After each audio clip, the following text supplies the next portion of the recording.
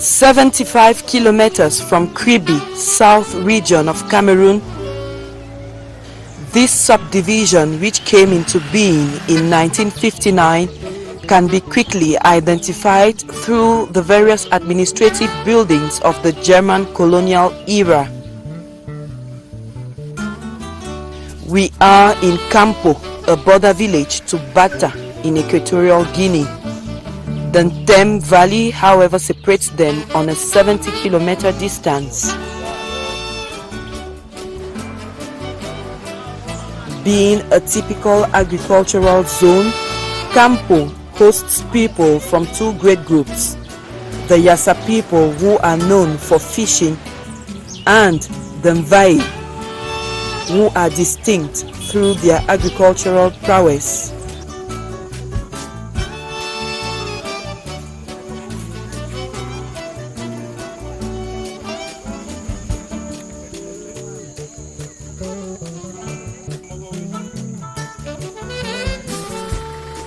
Campo is close to the Kribi Deep Sea Port, and this proximity speaks volumes of the strategic role that this area can play in the enhancement of youth employment in Cameroon.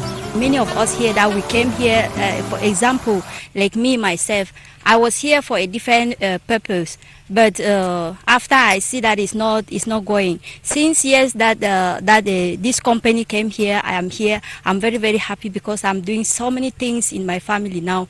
Then last month I lost my father. Because of this company, I go to the village, I do everything possible. My mates were even surprised. I mean, they were looking at me as if to say that I'm coming from the white man country or what. I myself, I was very, very happy for the things that I've done for my grandfather burial. This is a very important project for the government or the nation, because the project help us to create or to increase the income in the rural area. But the projects, as I said before, create jobs for young people and women. And beside all this, the project help the people to have access to social basis activities like education, sanitary, something like this. And the projects help people to fight against hunger, because they have food security by planting many crops, and they have help from the promoter. And it is I seize this opportunity to tell that the government and the entire nation is proud that young people like those managers of Camver are putting in place this type of project which bring income for people and ameliorate the livelihood in this area.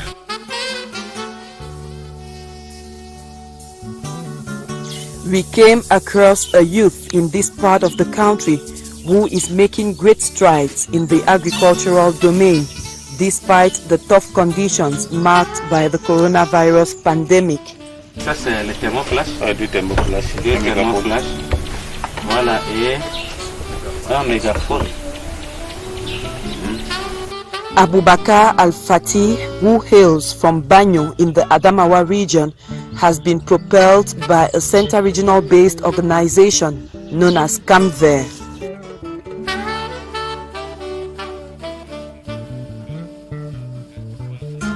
Abubakar Al-Fatih initially spent most of his time in Egypt, from where he grabbed a bachelor's degree in sociology at the Al-Azhar University in Cairo in 2005.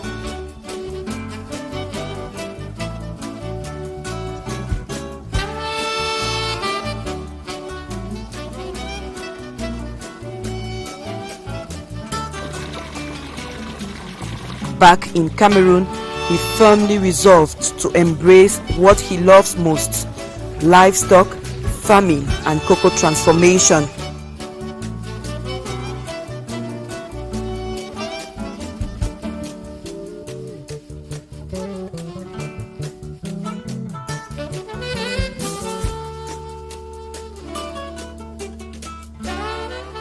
The investment is estimated around 150 billion francs CFA, and we basically focus on the social development of the population of the area that is concerned with the project.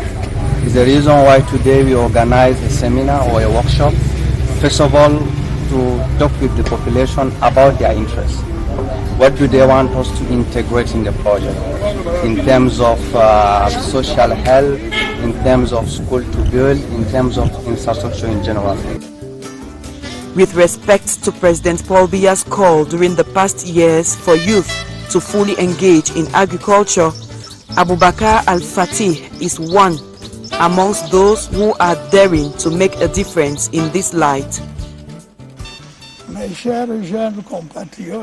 My dear young compatriots, the nation is calling on you strongly because in the decades ahead, you will be our country's leaders. Hence, the need for you to be up to the task by acquiring the skills and experience. Le projet Canver à Campo, c'est un projet camerounais pour répondre aux besoins camerounais. D'abord, vous connaissez qu'on a des déficits d'huile de palme, on importe environ 200 000 tonnes d'huile de palme par an. Le président de la République qui a demandé aux Camerounais d'investir au Cameroun, de répondre aux besoins camerounais, je me suis dit que c'est une occasion. While Cameroon may rely on the solidarity of its external partners, as well as the understanding of major international organizations, the fact remains that its own efforts are naturally foremost. Indeed, this is not the business of the government alone, but that of each and every one of us. And in this regard, I will echo the famous quote, "Ask not what your country can do for you, ask what you can do for your country."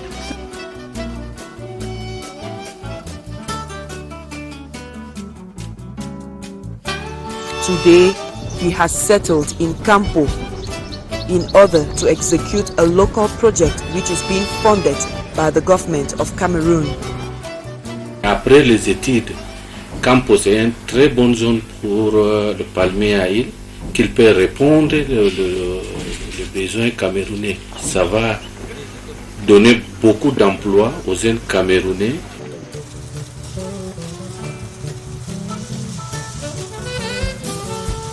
This project, just like many others, is expected to serve as a booster such that youth resolve to nurse great ambitions in key sectors of the national life. The need of oil generally in Cameroon is very important. In our country we have palm oil, we have cottonseed oil, we have soybean oil, and we have coconut oil. And the need now is very high, and we have a lack of about 80,000 tons of crude oil that is needed by the oil mill in Cameroon to supply the need of the population. So the only way to supply oil is to create new plantation, new farmers, and our role is to help those private economic holder to have access to land. This is very important now because they have some problem with the population when they need land to promote a project like this. So our role is to support them and to give them all the facilities to have land so that they can create income in rural area and create jobs for young men and women. A series of consultation meetings, however, took place recently, during which local authorities sensitized youth on what has been termed the golden opportunity given them to grow, become autonomous, and contribute efficiently to the country's economic growth. The CAMVET project is basically, first of all, about an industrial palm plantation of 50,000 hectares, supported with 4 units of production of palm oil and palm kernel oil, with the capacity in a long term of production of palm oil of 180,000 tons and 16,000 for the palm kernel oil. And technically, we are going to start with 1,500 hectares of plantation from the first year, and the second year we are going to double the number by 2. It means that we are going to have around 3,000 hectares of plantation, and the third year we are going to have 4,000 hectares, and from the fifth year we are going to maintain a cap of 5,000 hectares till the end of the project. And as I said before, this project needs a lot of people. We need human resources, and we are going to recruit. We already started, and for the palm nursery we already recruited around 300 people. We are going to need in this project for the plantation only 6,000 people, and we are going to create also indirect employment, which we estimated around 15,000. In the meantime, feasibility studies on the social and environmental prospects of the agricultural sector are being carried out by competent authorities. It is a project of around 250 billion. From the first 2 years, we are going to, the project is going to be funded by the company itself, but from the third year, we are going to call our partners, our financial partners, to fund the project. We are already in touch with them, and we are going to keep the contact, and when it is needed, they are going to come to support us. It is also important to mention that this project has a lot of innovation. The first being that we are not going to use polluting fuel for the units. We are not for the energy. Then we are going to produce electricity based on biomass. Then we are going to produce what we call biofuel, which is clean for the environment and which is not going to pollute, as I said, the environment. And also we are going to, the water that is being used in the factories, in the units of production, is going to be recycled in order to produce gas and also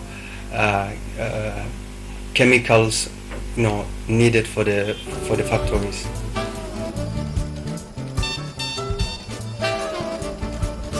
This, as well as other examples, is proof, therefore, that Cameroon's emergence will be possible with agriculture.